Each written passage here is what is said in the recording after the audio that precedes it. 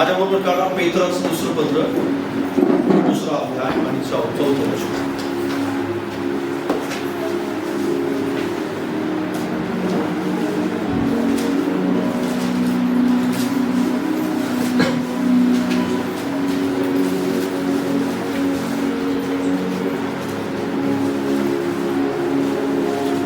आपण काही गोष्टींच्या विषयी शिकत होतो, ज्या गोष्टीविषयी आपल्याला विचार करायला आवडत नाही, अशा गोष्टींच्या विषयी. इसके बारे में हमें सोचना अच्छा नहीं लगता, उस बारे में सीख रहे थे और बहुत सी बातें हमने सीखी है ना. काही गोष्टी आपण शिकलेलो आहोत आणि त्याच्यामध्ये आपण शापाचं सत्य शिकलोय. त्याच्यानंतर आपण पापाचं जे ट्रूथ आहे किंवा पापाविषयी जी सत्य आहे त्या गोष्टी आपण शिकलो. त्याच प्रकारे जगाच्या आणि आत्मिक जगाच्या गोष्टीविषयी सुद्धा मी तुम्हाला सांगितलं आहे ना. आठवते तुम्हाला सगळ्यांना. आज अजून एक गोष्ट आहे ज्याच्याविषयी आपल्याला विचार करायला आवडत नाही, अशा गोष्टीविषयी आपण शिकणार आहोत. त्याच्यानंतर पुढच्या रविवारपासून आपण ज्या गोष्टी आपल्याला विचार करायला जास्त आवडतात किंवा जास्त आपल्याला हवेशा वाटतात त्याच्याविषयी आपण शिकू. पण आज मात्र एक शेवटचा भाग आहे जो आपल्याला ज्याच्याविषयी आपण कधी जास्त विचार करत नाही किंवा ते आपल्या जास्त डोक्यात नाहीये, त्या गोष्टीविषयी आपण आज शिकणार आहोत. आणि त्याला म्हणतात नर्क. त्याला काय म्हणतात? नर्क म्हणतात. आणि जो नर्क आहे त्याच्याविषयी कोणालाही विचार करायला आवडत नाही. आणि नर्क ही अस्तित्वात आहे या गोष्टीवर बऱ्याच लोकांचा, जे ख्रिस्तावर विश्वास ठेवतात ते सुद्धा लोक नर्क अस्तित्वात आहे का असा प्रश्न विचारताना मी ऐकलेला. नर्क अस्तित्वात आहे का? स्वर्ग अस्तित्वात आहे याच्यावर बऱ्याच लोकांचा विश्वास आहे, पण नर्क सुद्धा अस्तित्वात आहे या गोष्टीवर खूप लोकांचा विश्वास नाही. जर स्वर्ग आहे तर नर्क पण आहे, स्वर्ग आहे तर नर्क पण आहे, आशीर्वाद आहे तर श्राप आहे. जसा अंधार आहे तसा प्रकाश आहे, जसा स्वर्ग आहे तसा नर्क सुद्धा आहे. आणि बायबल केवळ स्वर्गाविषयी शिकवत नाही, बायबल नरकाविषयी सुद्धा शिकवते. बायबलमध्ये स्वर्गाविषयी जास्त शिकवले, नरकाविषयी कमी शिकवले, पण शिकवले मात्र खरं. स्वर्गाविषयी प्रभू येशू ख्रिस्तानं खूप काही शिकवले, पण नरकाच्या सुद्धा गोष्टी प्रभू येशू ख्रिस्तानं स्वतः शिकवलेल्या आहेत.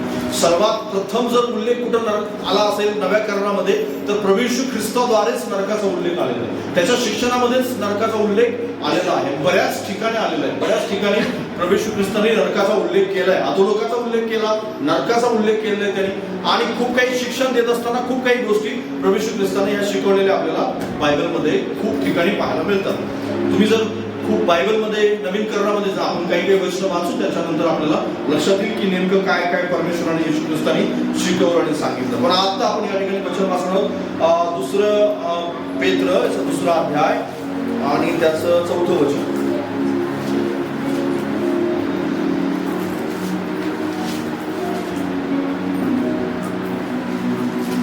काय लिहिले त्या ठिकाणी चौथ्या वचनात? कारण ज्या देवदूतांनी पाप केले त्यांची देवाने गय केली नाही, तर त्यास नरकात टाकले आणि न्याय निवाडे करता राखून अंधकारमय खाड्यात ठेवले.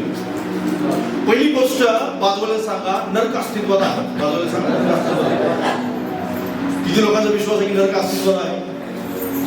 बऱ्याच लोकांना मी ऐकलेलं की नरक अस्तित्वात आहे का असा प्रश्न पडतात. पण ही सत्य गोष्ट आहे की नरक अस्तित्वात आहे. पण त्याचबरोबर नरक हा कोणासाठी बनवला होता? नरक हा मनुष्यासाठी बनवला नव्हता. बाजूला सांगा, नरक हा मनुष्यासाठी बनवला नाही. हे सत्य आहे की नरक हा मनुष्यासाठी बनवलाच नाही परमेश्वराने. नरक बनवला परमेश्वराने, तयार केला, पण परमेश्वराने मनुष्यासाठी त्याची निर्मिती केली नव्हती. ती सैतानासाठी आणि त्याच्या दूतांसाठी त्याची निर्मिती झाली होती. सैतानासाठी आणि त्याच्या दूतांसाठी होती. नरक माणसासाठी बनवलेला नव्हता. देवाची मुळात इच्छाच नव्हती की मनुष्याने नरकात जावं. मनुष्याने नरकात, कारण नरक हा मनुष्यासाठी नव्हताच, तिथं कोणत्याही माणसाने जावं अशी प्रभूची अजून सुद्धा इच्छा नाहीये. आणि ज्यावेळेस बनवला त्यावेळेस सुद्धा इच्छा नव्हती. Praise the Lord. आणि या गोष्टीबद्दल देवाला धन्यवाद की देव आपल्याविषयी खूप चांगला विचार करतो. हालेलुया. देवानं मनुष्यासाठी नरक बनवला नाही, हे सत्य लक्षात घ्या. कारण बायबलमध्ये ज्या वेळेस आदाम आणि हव्वेला आज्ञा दिली परमेश्वरानं, त्यावेळेस काय सांगितलं होतं की ज्या दिवशी तुम्ही ह्या झाडाचं फळ खाल त्या दिवशी तुम्ही काय होणार? खास मराल. म्हणजेच काय, तुमची नरकामध्ये जागा काय होईल? फिक्स होईल. त्याच्या अगोदर परमेश्वराने एक मनुष्यासाठी वेगळी योजना केली होती की मनुष्य अनंत काळापर्यंत जिवंत राहावा आणि महत्वाची गोष्ट म्हणजे देवासोबत त्याची सहभागिता असावी. कुठल्याही प्रकारचं दुःख, अडचणी, समस्या, आजार जे काही आता मनुष्य फेस करत आहे त्या कोणत्याही गोष्टी मनुष्याला मिळाव्या असं देवाला वाटत नव्हतं, कारण देवानी या सगळ्या गोष्टीसाठी माणसाची निर्मितीच केली नव्हती. पण पाप आलं आणि पापाने सगळ्या गोष्टी आतमध्ये प्रवेश केला. पापाने सगळं आलं. मग पापाबरोबर दुःख आली, अडचण आली, आजार आली, समस्या आल्या आणि खून आली, लबाडी आली, व्यभिचार आला, भ्रष्टाचार आला, सगळं आलं. आणि त्याच्याबरोबर सर्वात महत्वाची गोष्ट म्हणजे या सगळ्याचं वेतन जे आहे ते मरण आहे आणि ते म्हणजे नरक आणि नरकपणा.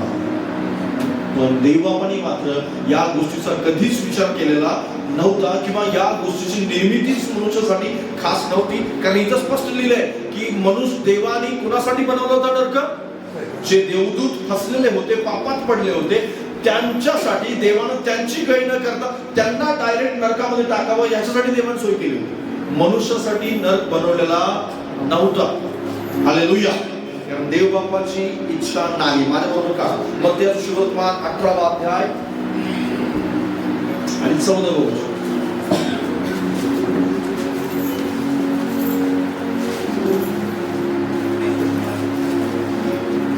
18:14.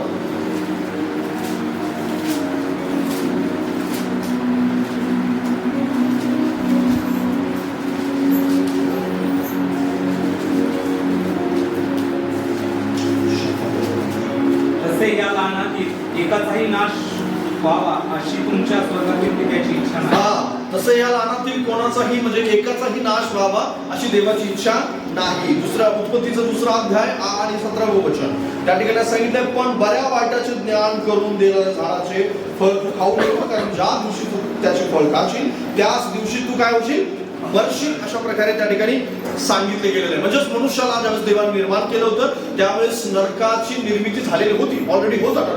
पण नरक असताना सुद्धा देवाने मनुष्याला नरकामध्ये टाकावं यासाठी ही योजना परमेश्वराने तयार केलेली नव्हती. देवाने मनुष्यासाठी एक वेगळी योजना केली होती की तो बागेत राहावा आणि त्याला कष्ट न करता वेगवेगळ्या प्रकारच्या गोष्टी जे देवाने त्याला निर्माण केल्या त्यासाठी त्या गोष्टी त्याला मिळत राहाव्या.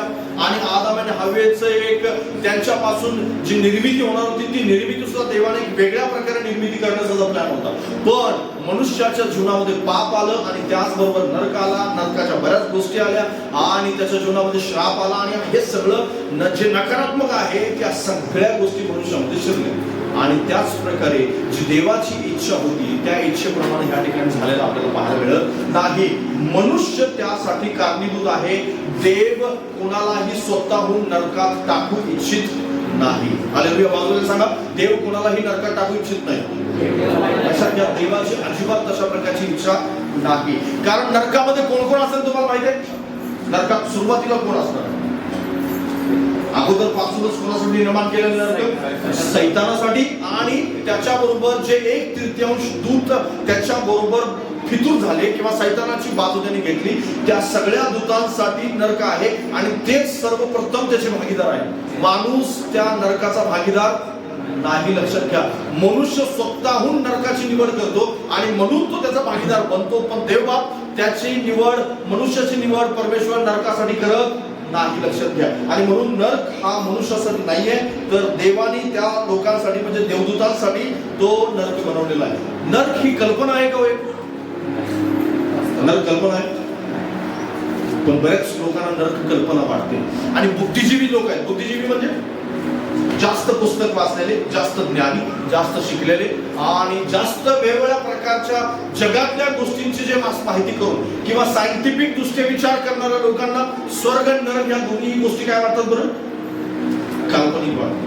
जे जास्त शिकलेले ते जास्त काल्पनिक आणि त्यांना असं वाटतं की स्वर्ग आणि नरक ह्या दोन्ही गोष्टी काल्पनिक आहेत. स्वर्ग सुद्धा काल्पनिक आहे आणि नरक सुद्धा काल्पनिक आहे. जे धार्मिक आहे ती लोक या नरकाची आणि स्वर्गाची भीती दाखवून काय करतात बरं? लोकांच्याकडून पैसे मिळवण्याचा प्रयत्न करतात, लोकांना लुबाडण्याचं काम करतात आणि लोकांच्यावर अधिकार गाजवण्याचं काम करतात.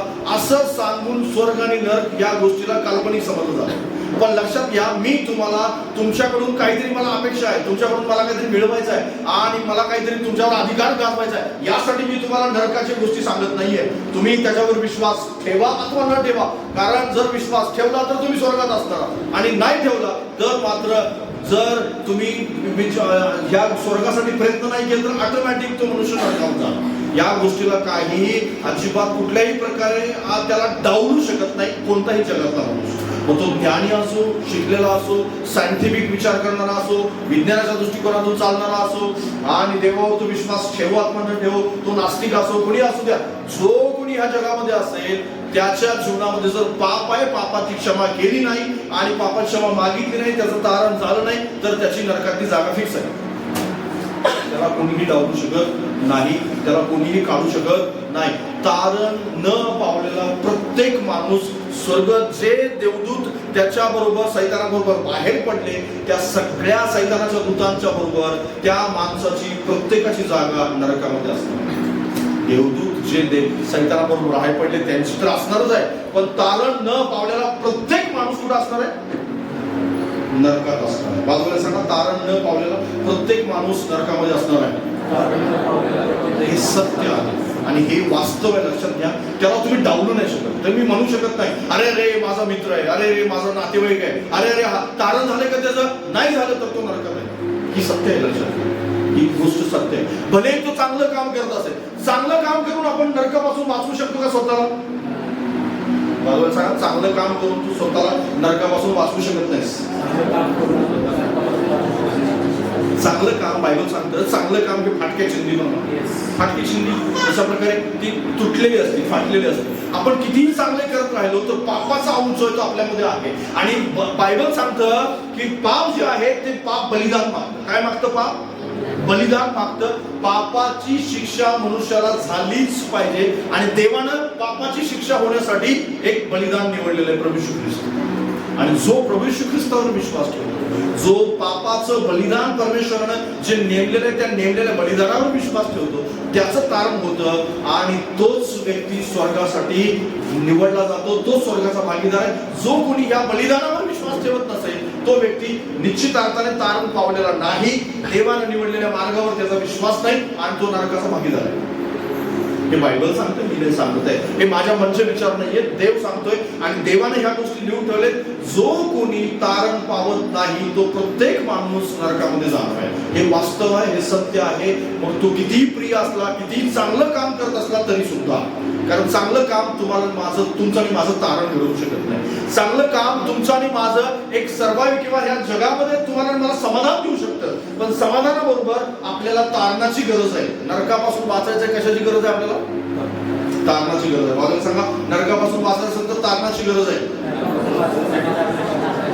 आपला आत्मा, मागच्या वेळेस मी तुम्हाला सांगितलं, आत्म्याचं तारण शरद या गोष्टीविषयी आपण बऱ्याच वेळेस शिकलेलो आहोत, पण मी त्या खोलात जास्त जात नाही. पण मला तुम्हाला हेच एवढंच सांगायचं की तारण ज्याचं झालं नाही तो नरकात झाला, पण ज्याचं तारण झालंय तो मात्र वाचला गेला, तो मात्र वाचवला, कारण परमेश्वराने त्याला वाचवलंय. आणि नरकासाठी तो निवडलेला व्यक्ती नाही, तर नरकाच्या लिस्ट मधून तो बाहेर आला. जीवनाच्या पुस्तकात त्याचं नाव आहे. Hallelujah, praise the Lord.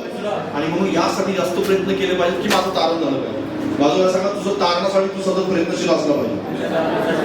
आता एकदा तारण झालं म्हणजे झालं नाही. एकदा तारण झालं म्हणजे आपण वाचलं गेलो असं नाही. एकदा तारण झालं म्हणजे मी आता येशूवर विश्वास ठेवला, तारणाला म्हणून स्वीकारलं, माझा बाप्तिस्मा कदाचित झाला असेल तुमचा, आणि मग त्याच्यानंतर तुम्हाला असं वाटतं की झालं, आता माझं झालं. मग तारण टिकवून ठेवण्यासाठी मग प्रयत्न केले पाहिजे. जर नरकात जायचं नसेल तर काय केलं पाहिजे? तारण टिकवून ठेवण्यासाठी प्रयत्न केले पाहिजे. बाजूला सांगा, तुझं तारण तू टिकवलं पाहिजे. तारण हरवलं जातं का? तारण नष्ट होऊ शकतं का? हो, होऊ शकतं. बाजूला सांगा, तारण नष्ट होऊ शकतं. तारण निघून जाऊ शकतं. तारण तुमच्यापासून हिरावून जाऊ शकतं. कारण सैतानाला जोडीदार हवाय. सैतानाला कोण हवाय? सैतानाला जोडीदार हवाय. आणि तू जोडीदार कदाचित तुम्ही असाल जर तारण हरवलं. सैतानाला कोण हवाय? जोडीदार हवाय. नरकामध्ये त्याला कोणतरी जोडीला पाहिजे आणि नरकात जोडीदार पाहिजे म्हणून तो सतत काय करत असतो? प्रयत्न करत असतो की हा माणूस माझा जोडीदार, हा माणूस माझ्या बरोबर असला पाहिजे. दारुड्याला कसा जोडीदार हवा असतो तशा प्रकारे, कारण तो सारखा जोडीदार शोधत असतो की हा माणूस माझ्यावर.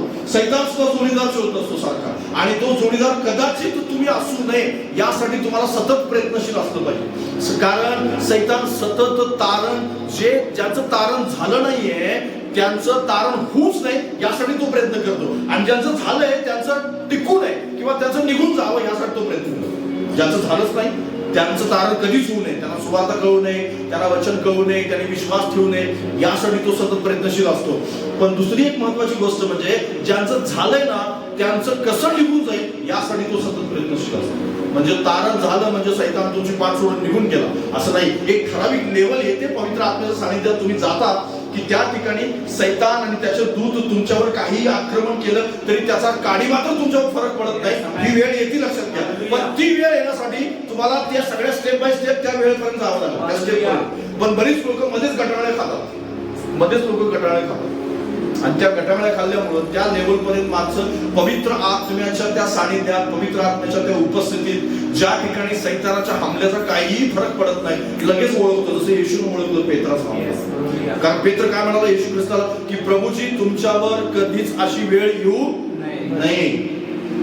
पण येशू ख्रिस्त काय म्हणतो माहिती पेत्राला, अरे सैताना माझ्याकडून चालतं. कारण प्रभू पवित्र आत्म्याने चालणारा व्यक्ती होता. पवित्र आत्मा त्याच्यामध्ये होता. तो देवाचा पुत्र आहे, पण त्याच्याबरोबर पवित्र आत्मा त्याच्यामध्ये काम करत आहे, आणि निश्चित अर्थाने तो कशा उद्देशाने बोलतोय हे लगेच त्याला समजतं, आणि लगेच तो माझी कीव करतोय किंवा तो माझ्यावर दया करतोय असं त्याला वाटलं नाही. त्याला असं वाटलं की हा माझ्या उद्देशाला अडखण करणारा माणूस आहे, लगेच त्याला बाहेर काढलं पाहिजे. त्यानं त्याच्या गोंजारलं नाही, त्याला लगेच त्याच्या डोक्यावर पेत्रा तू माझी काळजी करतोस. मला आनंद वाटला की माझी काळजी करणारा कोणीतरी आहे. पण आपल्याला काय वाटतं, आपल्याला असं वाटतं की नाही माझी काळजी करणारं कोणीतरी पाहिजे, आणि म्हणून विश्वास करायला सवय लागलेली आहे. काय सवय लागलेली आहे की माझ्या जीवनामध्ये माझं तारण टिकवण्यासाठी जी प्रयत्नशील नाही आहेत ना त्यांच्या जीवनात मग ते आजूबाजूला अशा प्रकारची माणसं शोधतात, आणि त्या माणसं शोधल्यामुळे होतं काय की ते तारण गमवतच होतं. हालेलुया. तुम्ही तारण गमवू नये यासाठी तुम्हाला स्वतःला जागृत ठेवावं, प्रार्थना करून आणि देवासोबत रिलेशन स्थापन करून, देवासोबत बोलून, रोज देवाचं वचन वाचून, बायबल वाचून, या बऱ्याच गोष्टी आहेत. चर्चमध्ये सहभाग घेऊन तारण टिकवण्यासाठी बरेचसे प्रयत्न आहेत, आणि या सगळ्या प्रयत्नांना सतत तुम्हाला करत राहिलं पाहिजे. पहिली गोष्ट म्हणजे मी काय सांगितले की नरक हा सैतानासाठी बनवलाय, माणसासाठी बनवलेला नाही. देवाची इच्छाच नाहीये की तुम्ही नरकात जावं. देव सतत या गोष्टीसाठी प्रयत्नशील आहे. पण मनुष्याचं कर्तव्य काय, मनुष्याला हे समजलं पाहिजे की नरकात कोण कोण असणार आहे. सैतान असणार आहे, त्याचे दूत असणार आहे, आणि तारण न पावलेला प्रत्येक माणूस असणार आहे, आणि कदाचित तारण पावलेला माणसानं तारण नाही टिकवलं तरी तो पण तिथं असणार. आणि बरेच लोक असे असणार आहेत. लक्षात घ्या, 10 कुमारांचं उदाहरण प्रभू येशू ख्रिस्ताने का दिलं? 10 कुमारांचं तारण झालं. किती कुमारांचं तारण झालं होतं? 10 पण कुमारांचं तारण झालं होतं, आणि 10 पण कुणाची वाट पाहत होते? वराची वाट पाहत. 10 पण 5 वाट पाहत होत्या, 5 वाट पाहत नव्हत्या असं आहे का? नाही, 10 पण वाट पाहत होत्या, पण 5 जागृत राहिल्या आणि 5 जागृत राहिल्या नाहीत असं सांगतो पाहिजे. 5 खूपच जागृत होत्या, आणि 5 ज्या आहेत त्या खूप जागृत नव्हत्या. त्यांना असं वाटलं की आमचं तारण झालंय, आता आम्ही आलो दरवाजाजवळ आलो. कुठे आलो आम्ही? दरवाजा. फक्त गेट उघडायचं आणि आत जाणार, आणि आता काय बाकी राहिलेलं नाही. बरेच विश्वासणारे अशी गाफील आहेत, त्यांनाच वाटतं दरवाजा उघडला की आम्ही पालकाच्या म्हणण्याने थोडी आमचं तारण थांबणार आहे. माझ्या म्हणण्याने तुमचं तारण थांबणार नाही, ही गोष्ट खरी आहे, लक्षात घ्या. पण एक गोष्ट आहे की जर तुम्ही गाफील राहिले तर मात्र तुम्ही आत घेतले जाणार नाही.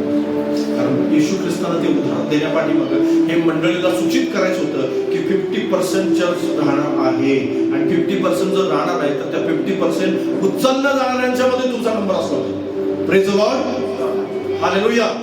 आणि जर उचलले गेले नाही तर तुम्ही नरकावरचे वाटेकडे असणार आहात. कारण त्या 7 वर्षाच्या काळात कोण टिकून राहील बायबलमध्ये आणि वचनात हे काही सांगता येत नाही. आणि जर तसं असू नये यासाठी तुम्हाला काय केलं पाहिजे? सतत जागृत राहिलं पाहिजे, तारण टिकवून ठेवलं पाहिजे. असं तारण टिकलं नाही तो कुठे जाणार? हालेलुया. कुठे जाणार आहे तो? नरकात जाणार आहे. भीती वाटते आपल्याला या गोष्टीत, आणि भीती वाटली पाहिजे. लक्षात घ्या, काय वाटली पाहिजे? भीती वाटली पाहिजे. आपल्याला वाटलं पाहिजे भय, आणि ह्या भय वाटलं पाहिजे. कारण भय जर नाही वाटलं तर आपण नरकाचे वाटेकरी असो. आणि म्हणून ह्या भयाची गरज आहे तुम्हाला. मी तुम्हाला भीती दाखवण्यासाठी संदेश सांगत नाही किंवा तुम्हाला काहीतरी मला नावं ठेवायचं म्हणून मी हे सांगत नाही. देव तुम्हाला मला जागरूक करतो, कारण केवळ तुम्हालाच नाही तर मला सुद्धा जागरूक करतो. आणि ह्या गोष्टी आपल्याला माहिती असल्या पाहिजेत, कारण नरक ही काय नव्हे, कल्पना नव्हे. लुकाचं शुभवर्तमान 16वा अध्याय, नरक कल्पना नाही हे येशू ख्रिस्ताने सांगितलेलं. तो अध्याय तुम्ही नंतर घरी जाऊन वाचा, कारण खूप वचन आहेत त्याच्यामध्ये. एवढी सगळी वचन वाचण्यासाठी तुमच्यावर माझ्याजवळ वेळ नाही. लुका 16 आणि 19 पासून 31 पर्यंत.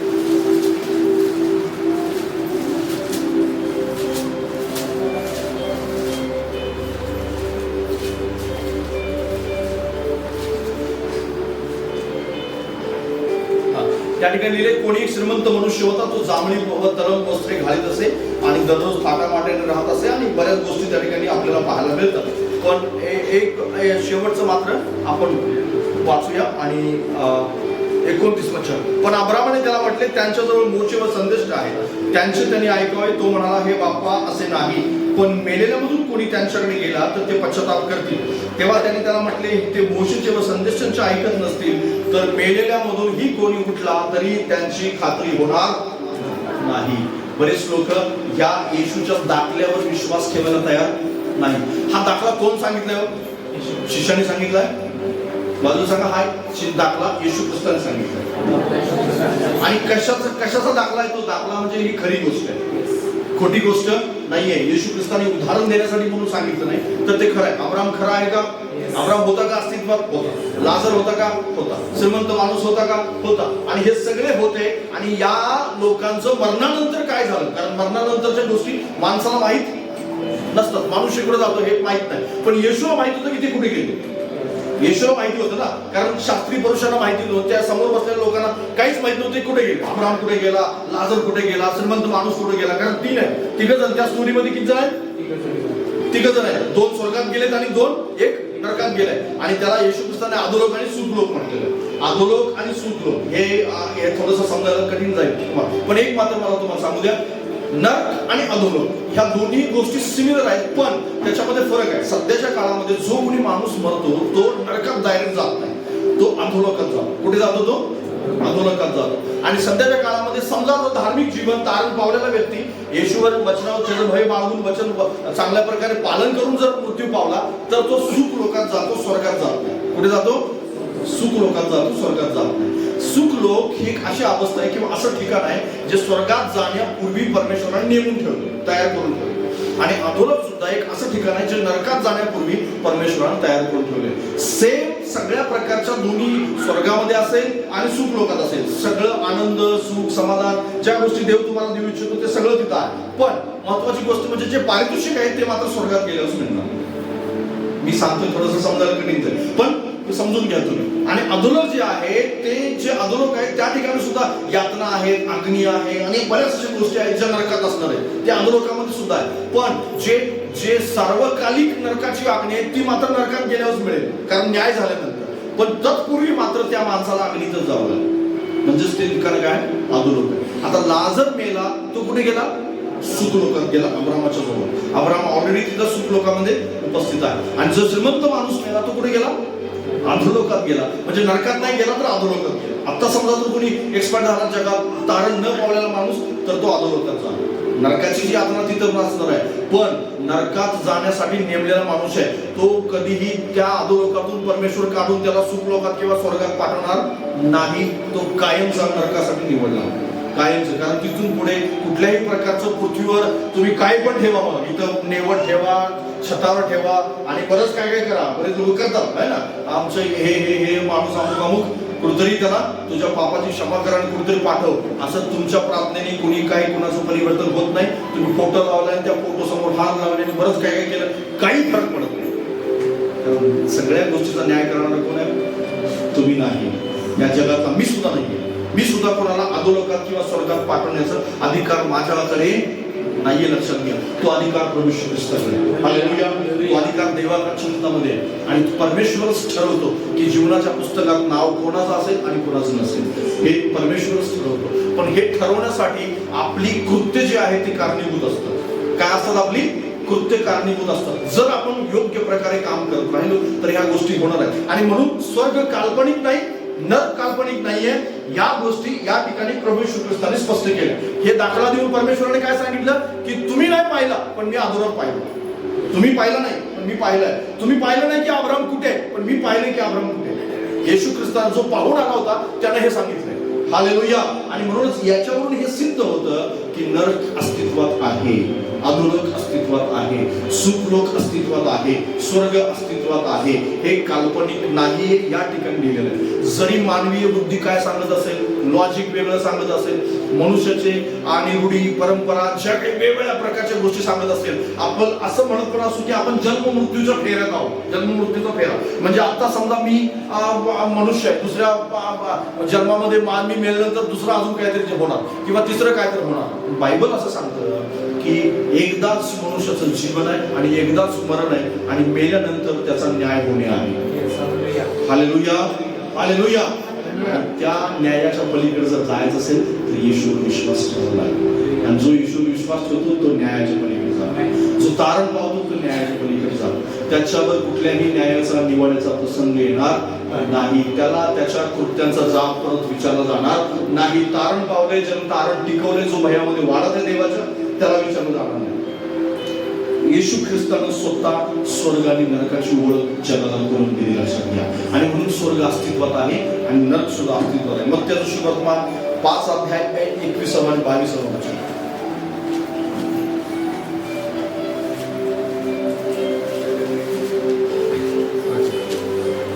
मग ते 5, 21, 22.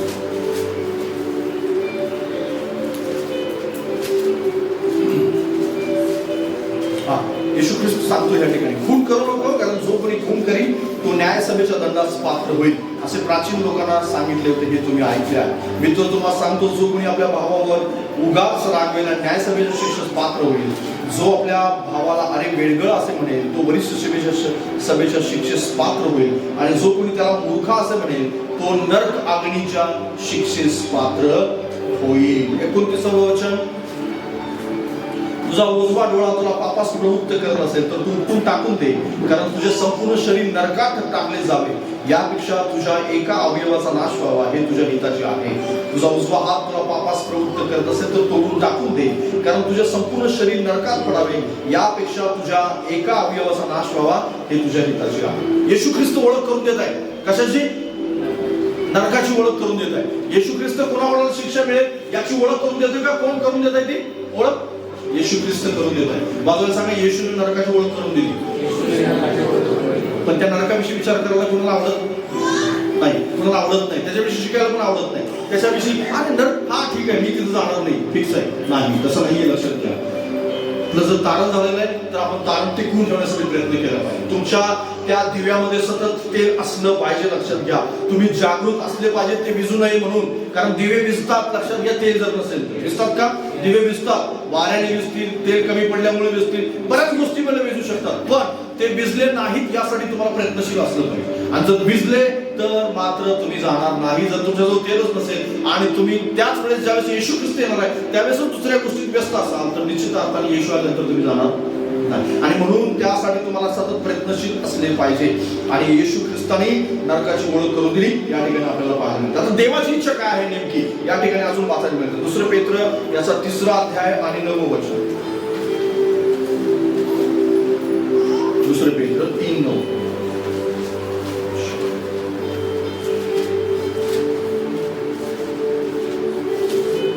देव काय म्हणतो नरकाविषयी, तुम्हाला मला काय सावध करतो आणि काय दिले त्या ठिकाणी ते वाचायला मिळतं.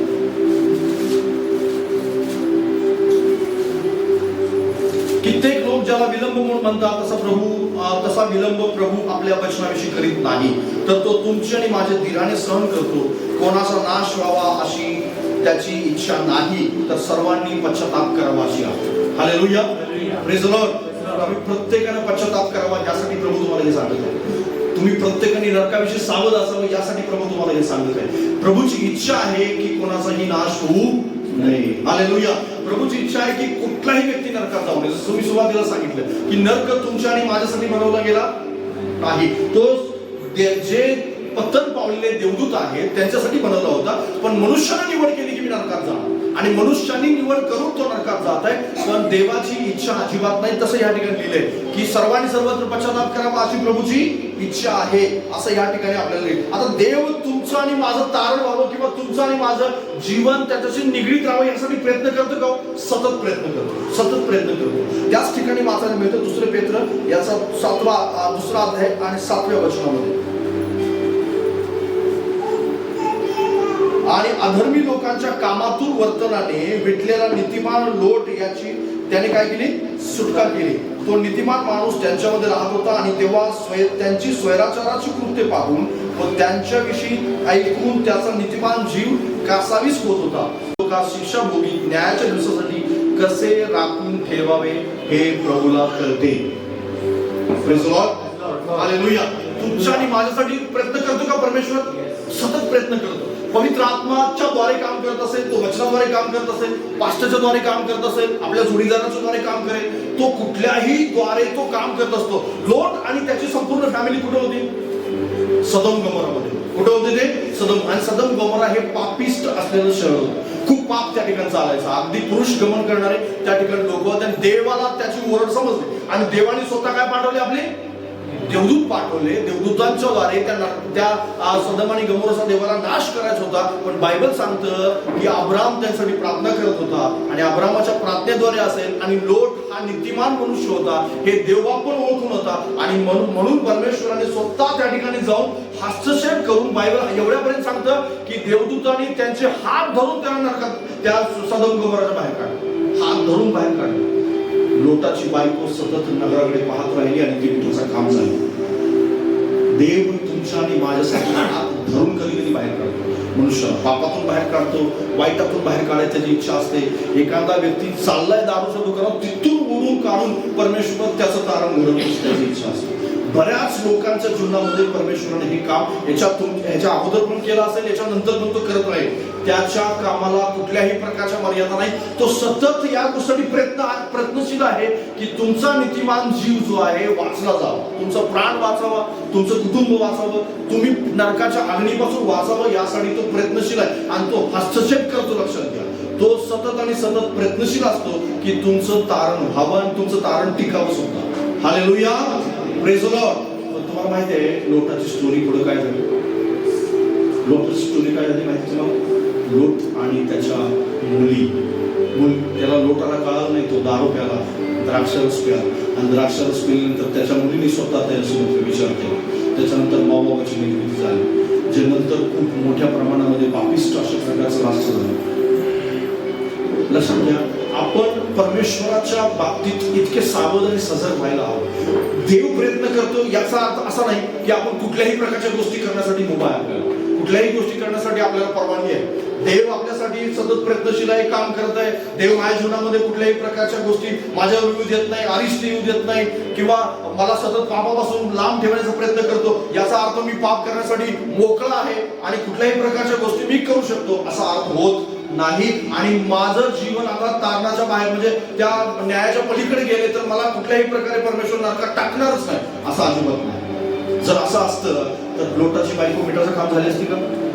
कारण देवानं तर तिला वाचवलं होतं, देवानं तर तिला बाहेर काढलं होतं. देव तर म्हणाला होता की नाही तू तिकडे डोंगराकडे पळून जाऊ शकतोस. पण त्या ठिकाणी बायबल स्पष्टपणे सांगतं ती मागे पाहत राहिली आणि ती काय झाली? मिठाचं काम झालं. बरेच लोक आज या ठिकाणी लिहू कसे गेले माहिती आहे? कारण ते अजून सुद्धा मागे पाहतात. कुठे पाहतात? मागे पाहतात. अजून सुद्धा त्यांना जगाच्या गोष्टीविषयीच आकर्षण आहे. हा असं करतो, तो तसा करतो, ती तशी करते आणि हे सगळं करतात. पास्टर आणि चर्चनी माझ्यावरच बंधन लावून दिलेलं सगळं काही, हे सगळं मीच का पालन करावं आणि माझा भाऊ करत नाही आणि तो तर अति सुखात आहे, अत्यंत जीवन चांगलं जगतोय आणि कशा प्रकारे तो दारू पिऊन सुद्धा खूप चांगलं जीवन जगतोय, तो वाईट व्यसन करून सुद्धा चांगलं जीवन जगतोय. बऱ्याच लोकांना या गोष्टीचं कौतुक वाटतं. तो त्याच्या जीवनामध्ये व्यभिचार करून सुद्धा त्याची 2 लग्न झाली तरी सुद्धा तो बघा किती आनंदामध्ये आहे. बरेच लोक असा विचार करणार आहे आणि आत्मिक लोकांवर असा विचार करणार आत्मा. कारण सैतान सतत काय करत असतो? डोकं खराब करत असतो. सैतान सतत त्या माणसाची पीडा कारण तारण टिकलं नाही की नरकात निवडलेलं त्याला चांगल्या प्रकारे हा माझा जोडीदार आणि त्याचा जोडीदार तो मिळवण्यासाठी सतत प्रयत्नशील आहे. आणि या ठिकाणी लोटाची बायको मिठाचा खांब झाली. जे काही तिने मिळवलं होतं, कारण जर जिवंत राहिली असती ना तर तिच्या मुलीने व्यभिचार केला नसता. माहिती तुम्हाला, जिवंत असती तर तिच्या मुलीला व्यभिचार करू दिला असता का? तिला नसता करू दिला, कारण ती जिवंत असते आणि मग लोट काय करतोय ह्याच्यावर तिचं कंट्रोल असतं. पण या गोष्टी झाल्या नाहीत. याचं काय कारण? याचं काय होतं? कारण देवानं वाचवून सुद्धा ती मिठाचं काम झालं. देव वाचवतोय पण बरेच लोक मागे पाहत. देव वाचवतोय, परमेश्वर काम करतोय की तुम्ही नरकात जाऊ नये म्हणून. नरकाचं वास्तव हे समजले लोकांना, तरी सुद्धा विश्वासणारे लोक त्याच्याविषयी गंभीर नसतात. लक्षात घ्या, ज्या दिवशी तुम्हाला स्वर्ग नरक या गोष्टी समजल्या, तुम्हाला कळालं की माझा आत्मा किंवा माझं जीवन हे नरकात जाऊ नये यासाठी मी प्रयत्न करायला पाहिजे, तर त्या दिवसापासून आपण ह्या जगातले सगळे लोक संस्कार आणि आपल्याला असं वाटतं ना हे माझ्याशी जोडलं जावं, हे काढून घ्यायला नको अजिबात, या सगळ्या गोष्टी आपण स्वतःहून काढून दिल्या पाहिजे. पण बरेच लोक काढूनच देत नाही. त्यांना असं वाटतं हे माझं प्रिय आहे. पण तुम्हाला माहिती आहे, एक छोटीशी गोष्ट जी तुम्हाला जगाला प्रिय वाटते, ती जर तुम्हाला प्रिय वाटली तर तुम्हाला नरकाच्या आग्नीमध्ये घेऊन जाऊ शकते. नरकाच्या आग्नी हे वास्तव आहे. लक्षात घ्या, याला तुम्ही डावलू नाही शकत. याला तुम्ही म्हणू शकत नाही की मी या गोष्टी अजिबातच सिरियस घ्यायची काही गरज नाही. माझ्यावर विश्वास ठेवा न ठेवा, मला तुम्ही नावं ठेवा, हा संदेश का सांगितला असा विचार करा, पण हे सत्य आहे. जर हे सत्य नाही तर लोटाची बायको मिठाचा खांब झाली नसती. लक्षात घ्या, ती मागं पाहत राहील म्हणून ती मिठाचा खांब झाली. ती त्या लोटाच्या मुलीने कधीच व्यभिचार केला नसता जर हे सत्य नसतं. पण हे सत्य आहे की देव काम करून सुद्धा मनुष्य त्या कामाकडे लक्ष देत नाही, मनुष्य त्या गोष्टीकडे लक्ष देत नाही आणि या गोष्टी होत राहतात. मनुष्य चुकीच्या कल्पनांच्या मध्ये अडकलेला असतो. नीतिमान जीव कासावीस होतो, पण त्या कासावीस जीवासाठी आपण काय करतो?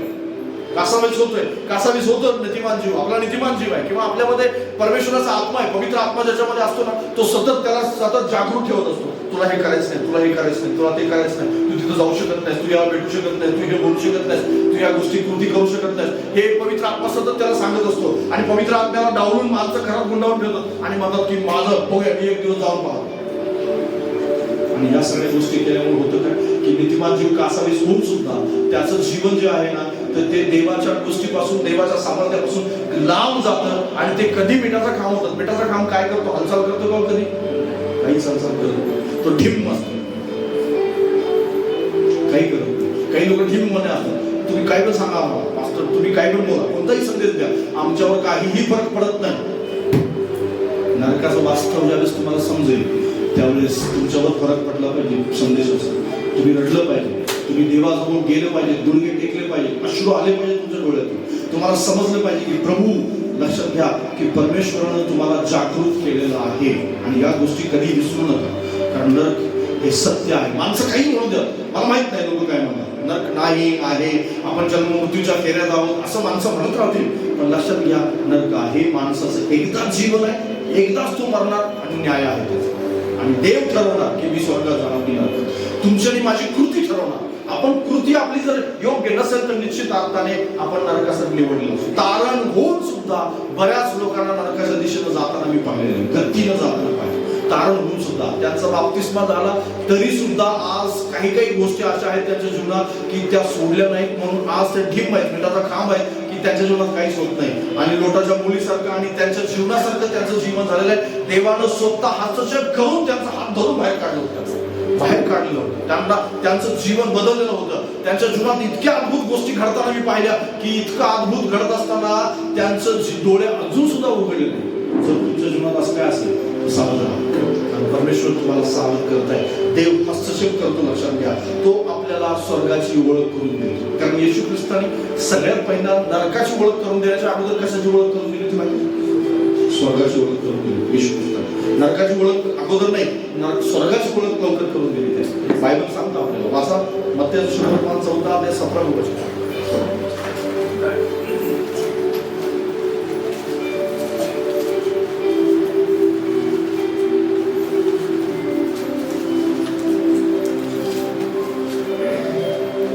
मत्तेय 4:17.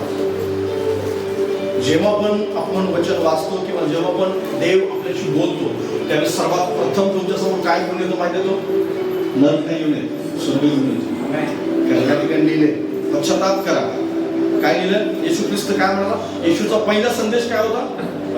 येशू तेव्हापासून घोषणा करीत सांगू लागला की पश्चाताप करा, स्वर्गाचं राज्य जवळ आलेलं आहे. बाबाला सांगा पश्चाताप कर, स्वर्गाचं राज्य जवळ आलं. ज्याला हे समजलं तो नरकाच्या अग्नीपासून वाचला, पण ज्याला हे नाही समजलं तो नरकाच्या अग्नीपासून वाचू शकत नाही. लक्षात येशूचा हा पहिला संदेश होता आणि हा पहिला संदेश तुम्हाला समजला पाहिजे. हा पहिला संदेश काही लोकांना समजत नाही म्हणून त्याला सांगावं लागतं की नरकात तू जाऊ शकतोस म्हणून. हा पहिला संदेश लोक ऐकत नाहीत म्हणून नंतर प्रभू श्री ख्रिस्ताने नरकाविषयी बऱ्याच गोष्टी सांगितल्या नंतर. कारण काही लोक ढिम्म होते, काही लोक ऐकून सुद्धा कान बंद करणारे होते आणि म्हणून त्याला नरकाविषयी सांगावं लागलं. येशूने दाखले दिले स्वर्गाचे, पण दाखले देत असताना तो नरकाविषयी पण मध्ये मध्ये बोलत राहिला यासाठी की हा संदेश लोकांना समजत नव्हता. या गोष्टीविषयी लोक जागृत होत नव्हते. या गोष्टीविषयी लोकांना वाटत नव्हतं की येशू सांगतो ते खरं आहे का, अस्तित्व आहे का. आणि बरेच लोक त्या पुनरुत्थानाच्या प्रश्नावर त्याला प्रश्न विचारायचे. मग येशूने नरकाची ओळख करून दिली. मग येशूने नरकाविषयी सांगितलं आणि म्हणून त्यांना काय सांगितलं माहितीये प्रभू नंतर येशू ख्रिस्ताने त्यांना काय म्हणाला माहितीये. येशू मत्ते 16 अध्याय 18 वचन वाचलं. त्या लोकांना येशू काय म्हणाला ते अगदी परखडपणे प्रभू येशू ख्रिस्त बोलतो त्यांच्या.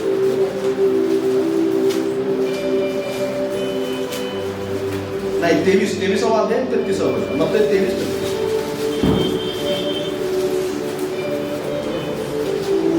अहो सापाच्या पिलांनो, तुम्ही नरक दंड कसा चुकवा. ज्यांना स्वर्गाची ओळख करून दिली होती येशू ख्रिस्ताने त्यांना नंतर ह्या गोष्टी सांगितल्या. नंतर ज्यावेळेस प्रभू येशू ख्रिस्ताचं क्रूसावर जायचं जवळ आलं होतं त्यावेळेस त्यांना शास्त्री पुरुषांना या गोष्टी पण शिकवल्या, या गोष्टी पण सांगितल्या की अहो सापाच्या पिलांनो, तुम्ही नरक दंड कसा चुकवा. कारण ज्यावेळेस माणसाला समजत नाही त्यावेळेस या गोष्टी सांगाव्या लागतात. ज्यावेळेस माणूस दुर्लक्ष करतो त्यावेळेस हे सांगावं लागतं. ज्यावेळेस माणसाला त्या गोष्टी देवाची कृपाच कळत नाही त्यावेळेस या गोष्टी सांगाव्या लागतात. आणि हे सांगणं आपल्या हिताचं आहे. लक्षात घ्या, हे ऐकणं आपल्या हिताचं आहे. हे ऐकून आपण आपलं परिवर्तन घडवणं हे आपल्या हिताचं आहे. आणि म्हणूनच या गोष्टी या ठिकाणी येशू ख्रिस्ताला देऊन ठेवल्या. आता सर्वात महत्वाचं म्हणजे मी तिथं जाऊ नये यासाठी मला काय काय केलं पाहिजे. नरक मला समजलं, नरक अस्तित्वात आहे हे पण मला कळालं, देवाची इच्छा काय आहे ते पण मला कळालं, नरक कोणासाठी बनवलं हे पण मला समजलं. आणि महत्वाची गोष्ट आता मी तिथं जाऊ नये मला काय काय केलं पाहिजे. बऱ्याच गोष्टी तिथं केल्या पाहिजे. वाचा मार्काचं शुभवर्तमान 9 अध्याय 43 ते 47.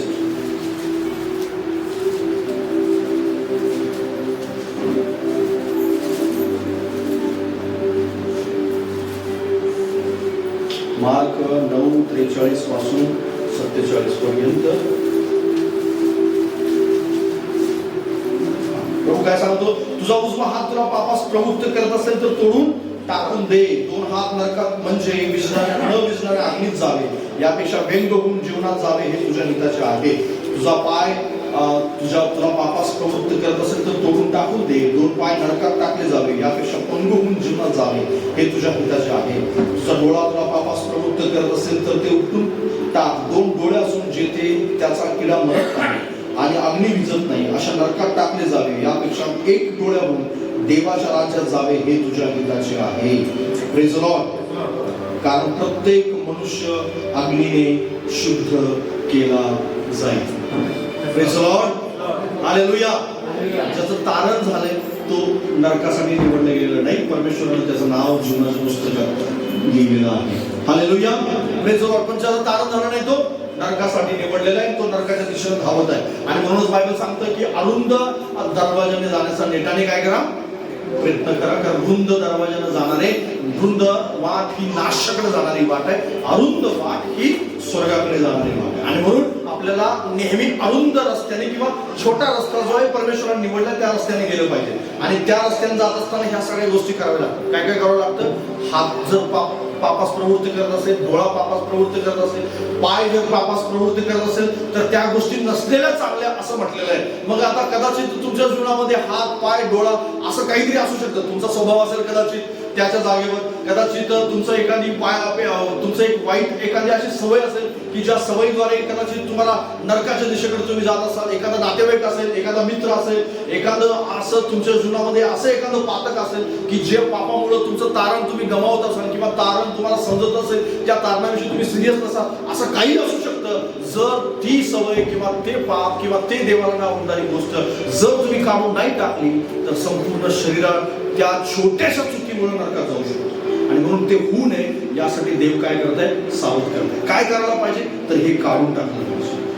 अरुंद रस्त्याने गेलं पाहिजे, हे काढून टाकलं पाहिजे, याची गरज आहे. सर्वात महत्वाची दुसरी गोष्ट म्हणजे तारण टिकवलं पाहिजे. आपण ते टिकवण्यासाठी प्रयत्नशील असलं पाहिजे. जर तुम्ही प्रयत्नशील असणार नाही, कारण तारण तुम्ही झोपा काढून टिकणार नाही. लक्षात घ्या, तुम्ही तुमच्या जीवनामध्ये रममान होऊन टिकणार नाही.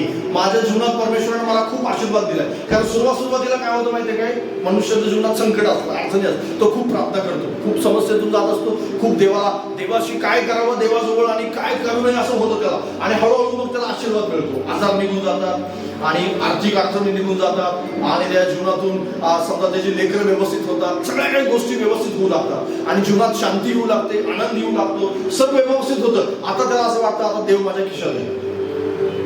आता देव कुठे, खिशात.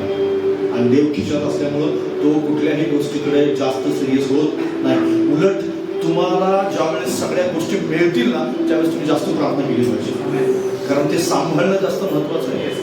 तारण सांभाळणं जास्त महत्वाचं आहे. कारण तारण सांभाळलं नाही तर तुम्ही लोटासारखं कुठेतरी जाऊन राहाल. मग अशा ठिकाणी सदोम आणि गमोरा, लोटाजवळ सगळं होतं, संपत्ती होती. तुम्हाला माहिती आहे, अब्रामाचा जर सल्ला घेतला असता त्यांनी, अब्रामाला सांगितलं असतं की अब्राम तू सांग मी कुठं जावं, तर अब्राम त्याला कधीही सदोम गमोरात पाठवलं नसेल.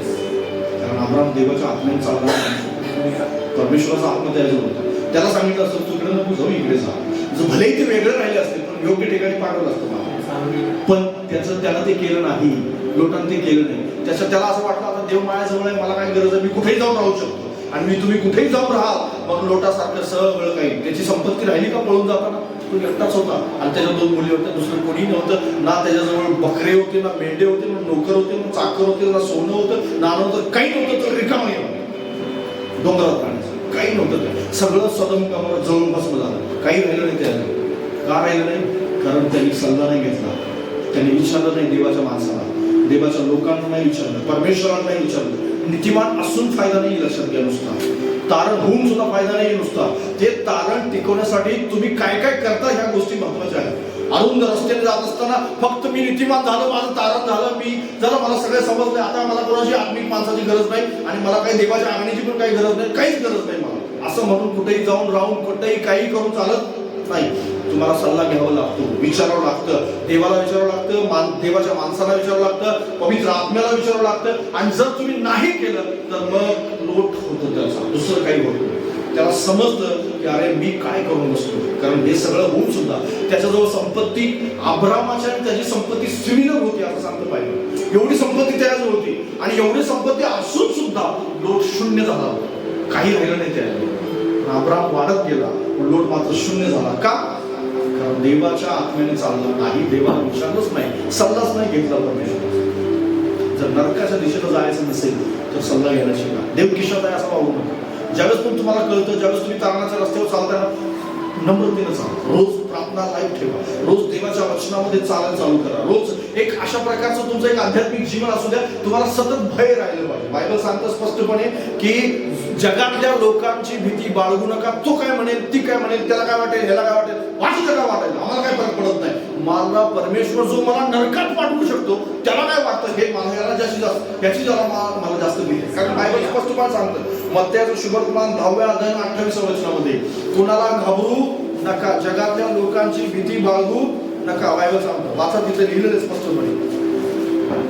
नरकापासून वाचायचं असेल तर काय करावं लागेल हे मी तुम्हाला सांगत आहे. आणि तिथे लिहिले 28व्या वचनात की जे शरीराचा घात करतात पण आत्म्याचा घात करायला समर्थ नाही, त्यांना भिवू नका, तर आत्मा व शरीर या दोहोंचा नरकात नाश करायला जो समर्थ आहे त्याला भ्या. कोणाची भीती बाळगा? देवाची भीती बाळगा. बाजूला सांगा, देवाची भीती बाळगा. जे शरीराचा घात करतील, फक्त शरीराचाच करतील, दुसरं काय करणार? पैशाचा घात, पैशाचा नाश करतील, दुसरं अजून काय, तुमच्यापासून थोडंसं संपत्ती जाईल. एवढंच होऊ शकतं ना, ह्याच्या पलीकडे काय होणार? संपत्ती निघून जाईल. लोट अब्रामबरोबर राहिला असतं तर काय झालं असतं? थोडीफार भांडणं झाली असती, थोडंफार वादविवाद झाले असते आणि अब्राम म्हणलं असतं की ठीक आहे इथं राहा, मी सांभाळ करेन तुला. एवढं झालं असतं, दुसरं काय झालं? सगळं तर हिरावलं गेलं नसतं, पण थोड्याशा फायद्यासाठी तो गेला. बरीच लोक थोड्याशा फायद्यासाठी, थोडासा फायदा होतो आणि त्यांना थोडंसं नाश करून घ्यायचं असतं आणि त्यांना असं वाटतं असतं की थोडासा फायदा होतो आणि चिटकून राहणं आणि मग ते चिटकून राहतात आणि मग ह्या भीती बाळगत राहतात की त्याच्यापासून मला थोडासा फायदा होतो, मी कशाला त्याला लांब घेऊन जाऊ. पण तुम्हाला माहित आहे तुमच्या आत्मेचा नाश होतो त्यामुळे.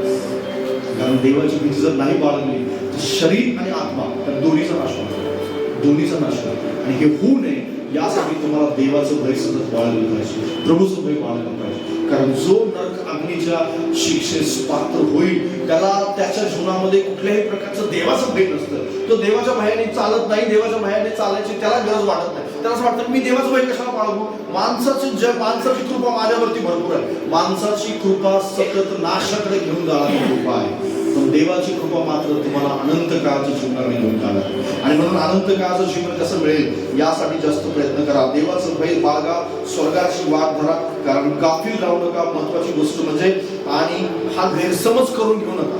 कोणता गैरसमज? की देव न्याय करणार नाही.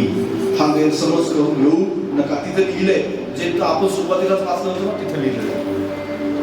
मग ते दुसरे पेत्र 2 अध्याय 5 आणि 6.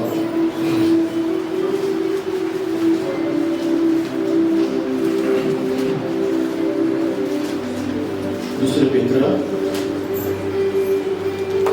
2 अध्याय आणि 5 आणि 6 वचन. त्याने प्राचीन जगाची ही गय केली नाही, गय केली नाही तर अभक्तांच्या जगावर जलप्रलय आणला आणि नीतिमत्वाचा उद्देश नोहा याचे 7 जणांसह संरक्षण केले. पुढे होणाऱ्या अभक्तास उदाहरण देण्यासाठी सदम व गमोरा ही नगरे भस्म करून त्याने विध्वंसाची शिक्षा केली. सावध करते परमेश्वर तुम्हाला की हे दोन्ही गोष्टी त्याला दोन्ही ठिकाणी काय दिली? शिक्षा दिली. दोन्ही ठिकाणी काय दिली बरं? शिक्षा दिली. कोणती शिक्षा दिली? एका ठिकाणी अशी शिक्षा दिली आहे, त्या ठिकाणी असं लिहिलेलं स्पष्टपणे की फक्त 8 लोकांना वाचवलं. किती लोकांना वाचवलं त्यांनी? 8 लोकांना. नोहा धरून 8 लोक, 7 लोक त्याचे नातेवाईक म्हणजे त्याची मुलं, सुना, बायको आणि नोहा. 8च लोकांना वाचवलं. आणि कदाचित त्यावेळेस करोडो लोक असतील, त्या सगळ्या करोडो लोकांना एका क्षणात मारून टाकलं. 40 दिवस सगळे पाण्यात बुडून गेले. जर देवाला शिक्षा द्यायचीच ठरवली तर तो देव परमेश्वर अशा प्रकारे सुद्धा करू शकतो. अशा प्रकारे पण करू शकतो. या गोष्टी लक्षात ठेवा. जर देवाने ठरवलंच काम करायचं तर केवळ 2च माणसांना त्यानं कनान देशात. किती माणसांना? 2च. बाकी सगळे 10 लाखापेक्षा जास्त लोक होते. ते सगळ्यांना रानामध्ये मरेपर्यंत परमेश्वर शांत राहील. शांत बघत राहील. शांत. काय नाही, 1 मरतोय, 2 मरतोय, 40 वर्ष सगळे मिळेल. आणि त्यानं ठरवलं होतं 2च माणसं, खरंच 2 गेले. आज लोक ही उदाहरणं असून सुद्धा गाफील आहेत.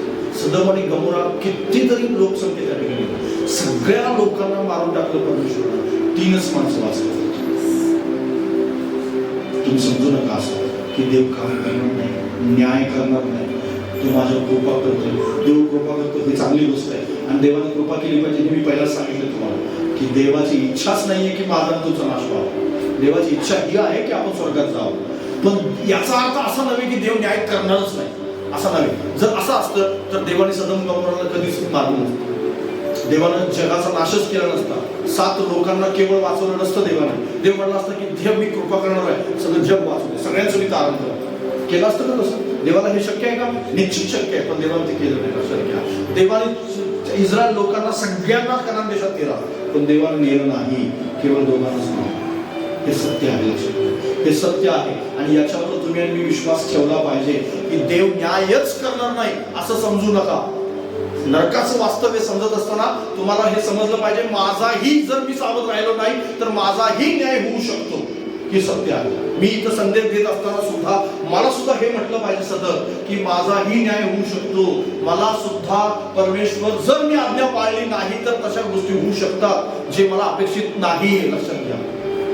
पण जर समजा मी सावध राहिलो, समजा मी देवासोबत प्रामाणिक राहिलो, मी त्याचं भय बाळगत राहिलो, अरुंद दरवाजा रस्त्याने मी चालत राहिलो कंटिन्यूपणे, आणि मी त्याच्या आज्ञा पाळत राहिलो, तर निश्चित माझी निवड स्वर्गासाठी, निश्चित माझं नाव जीवनाच्या पुस्तकात आहे. आणि परमेश्वर मला ते पारितोषिक देणार जे देवाने निवडलेलं माझ्यासाठी. हालेलुया.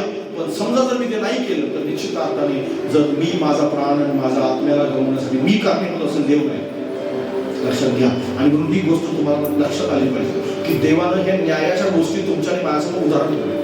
नोहाचं उदाहरण आहे, सदम गमोराचं उदाहरण आहे, आणि इस्रायल लोकांचं पण उदाहरण आहे की देवानं असं पण केलेलं आहे जगामध्ये. अशा पण गोष्टी केलेल्या आहेत. देवानं त्या ठिकाणी भेद केलेला केलेलं आहे की हाच व्यक्ती केवळ दोघंच पाळणार आहेत का? हो, मी दोघांना नाही, बस मला बाकीच कोणाची गरज नाही. जर देव ह्या जगात समजा जर लोक असं म्हणत असतील की नाही देव न्याय करणार, तर देव परमेश्वर सगळ्या लोकांच्या वरती आनंद आणणारा पण परमेश्वर आहे. हे देव करू शकतो. पण देव करत नाहीये का? देव म्हणतो की कुणाचाही नाश व्हावा अशी देवाची इच्छा नाही. जसं दुसरं पेत्र आणि 3:9 मध्ये आपण वाचलं, त्या ठिकाणी स्पष्ट दिले की तो धीराने सहन करतो तुमचा आणि माझा, धीराने सहन करतो. त्याला वाटतं की तुमचा आणि माझा तारण व्हावं, तो प्रयत्न करतो, प्रार्थना करतो, तुमची प्रार्थना ऐकतो, कोणाला तरी तुमच्यासाठी प्रार्थना करायला प्रवृत्त करतो, कोणाला तरी तुमच्या भावाला उठवतो की तू यासाठी त्यासाठी प्रार्थना कर, मी तुझी प्रार्थना ऐकेल, त्याचं तारण घडेल, त्याचं जीवन बदलेल. तो कोणाला तरी तुम्हाला संदेश सांगायला उभा करतो, तुम्हाला सल्ला द्यायला उभा करतो, कुठून तरी देवाचं वचन तुमच्या समोर यावं अशी त्याची इच्छा असते. कुठून तुम्ही चर्चमध्ये एखाद्या प्रार्थनेत जाऊन बसावं, त्या दिवशी देव नेमका पवित्र आत्म्याद्वारे तुमच्या तिथे बोलावं अशी त्याची इच्छा असते. देव योजना करतो, घडवतो, प्रसंग घडवतो, काहीतरी बदलतो आणि कुठंतरी तुम्ही तारणाच्या प्रसंगात यावं असं त्याला वाटत असतं. सतत तो प्रयत्नशील असतो या गोष्टी. आणि समजा हे सगळं करून सुद्धा तुम्ही नाही बदलले तर मात्र नरकाचा आणि वाट पाहतो.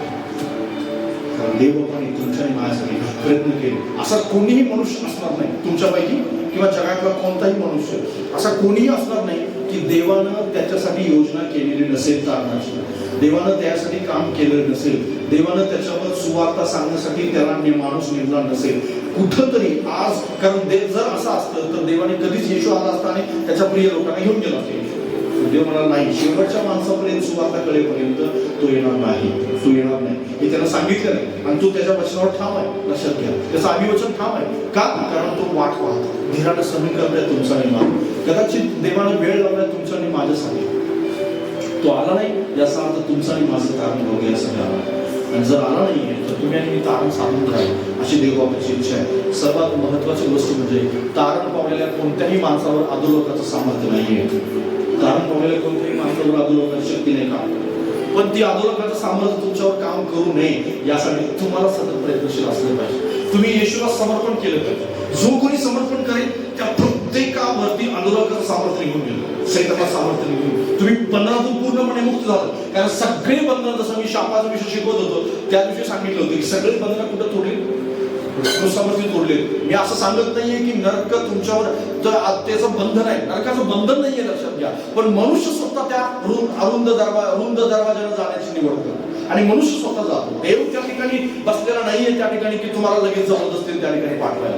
पण सगळ्या लोकांना हे स्वीकारलं पाहिजे, गुडघ्यावर तर आलं पाहिजे, स्वीकारलं तर पाहिजे की मी अधोलोकाच्या बंधनात नाहीये, मी सैतानाच्या बंधनात नाही, मी श्रापाच्या बंधनात नाहीये, मी पापाचं बंधन माझ्यावर नाही, सगळं बंधन येशूमध्ये तुटलेलं आहे, आता मी ते करणार नाही. हालेलुया. जर तुम्ही हे म्हणाल तर परमेश्वर तुमच्यासाठी काम करणार. हालेलुया. परमेश्वराला तुमचं पाऊल हवंय, परमेश्वराला तुमचे शब्द हवे, परमेश्वराला तुमचा निर्णय हवाय.